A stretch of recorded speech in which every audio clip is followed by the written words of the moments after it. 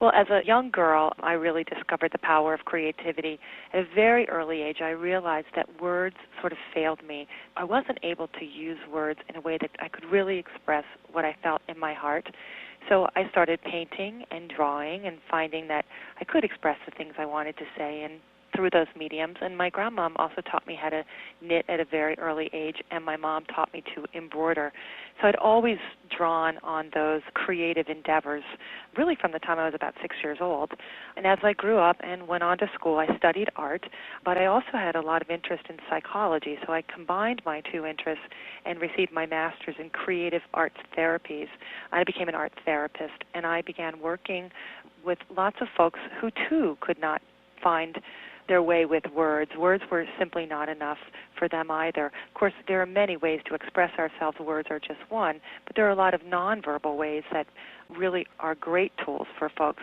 I worked with deaf children, and I discovered that even though they couldn't use spoken language, they found lots of ways to express themselves. And I also worked with folks who had Alzheimer's disease, and I found that even though they lost their ability to use language, they too could find ways to express themselves. And through all this work with my patients, but then also in my own life, I really discovered a valuable lesson, and it was simply that we all want to connect, to belong, to love, and to be loved. And when we're not able to do that, when we're restricted because of our inability to communicate, we can become isolated and lonely and unhappy. So ultimately, to find our happiness, we each have to find our own unique way to express who we are. To be specific about what it means to live artfully, I think when I say living artfully, I mean expressing who you are through the objects and the moments and the relationships that only you can create. I like to say that life is a work of art, and you are the artist of your life. And you can express yourself in many ways. It could be knitting or crocheting. It could be scrapbooking. It could be baking. It could be writing poetry. There's a story of a couple in Vermont that I'd like to share that really speaks to the heart of an example of how living artfully can affect every single day. I'm going to share that with you. It happened a few years ago in Vermont. A young man and a woman fell madly in love, and they were married, and this guy would write on Post-it notes every day things like, I think you're beautiful, or I can't wait to get home from work tonight, or, you know, you made my world complete. Just fun, kind of loving things. But he stuck them all over the house, put them in the dog food bin, in her dresser drawer, in the mug where she'd reach for her coffee mug in the morning, in the driver's seat of her car. She discovered them everywhere. Well, he was in the reserves and was called to the war in Iraq very early on, where he lost his life. And on the day of the funeral, told that she went to her hall closet and pulled out her winter coat, put her hands in the pockets, put her gloves on, and there she found the last two notes he had left for her. When she pulled out one, it said, I will always love you, and in the other, we'll always be together. That, to me, really speaks to living artfully.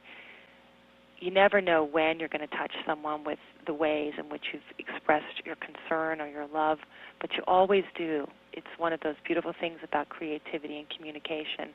Sometimes you don't know that you touch someone deeply, but you do. That, to me, is living artfully. The book, Living Artfully, is really quite a new concept, I think, for a book. It is first and foremost the philosophy of what it is to live artfully.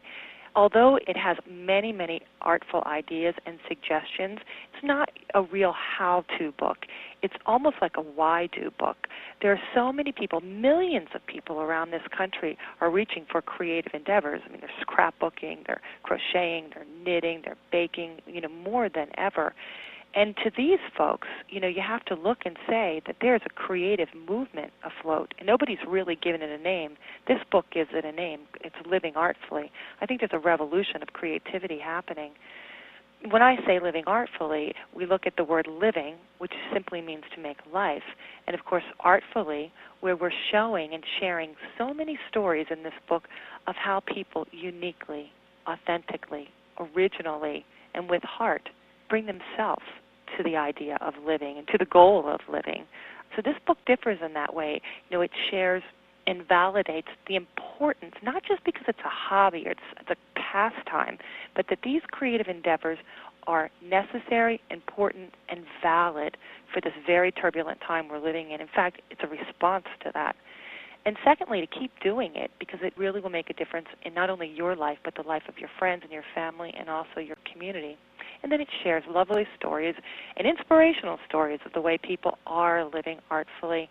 And then there's lots. There's a recipe book of sorts in every single chapter, many, many ways and ideas that might spark your own imagination as you go out and begin to live artfully.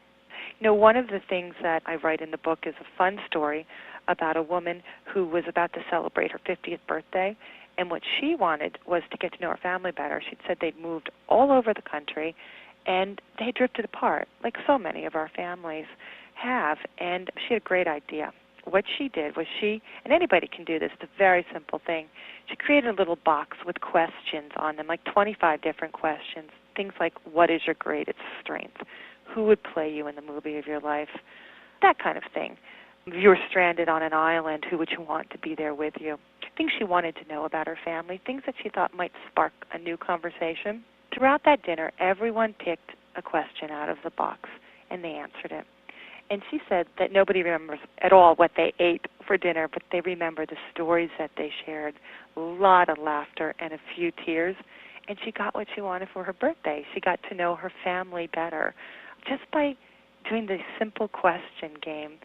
I suggest that that's a game that you could do every single night at dinner, just to spark a fun conversation, to kind of get things rolling and talk about what you're doing during your day, what you're doing with your life, what do you dream to be. I think it would be a really fun and a wonderful, artful thing to do. At the end of the book, I list 10 principles. I call it the heart of living artfully. And I hope people take away those principles. There are 10 of them, but the one that's most important is simply to be you. There's no one in the world who can be you. There's no one else who is qualified for the job. I'd like to say in a world where you can be anything, be yourself. And I think so often we think that, we might not just be good enough. We might not have what it takes. And in this book, I ask people to set aside those fears of not doing it right, not following the directions properly, and just come to trust and respect and honor themselves, that they can live an authentic and original life that really comes from being themselves. And I think that when we begin to respect ourselves and honor ourselves and put ourselves in the world, then we can also begin to honor and respect other people, their individuality and their differences. And I think the world will become a better place just by that one simple act.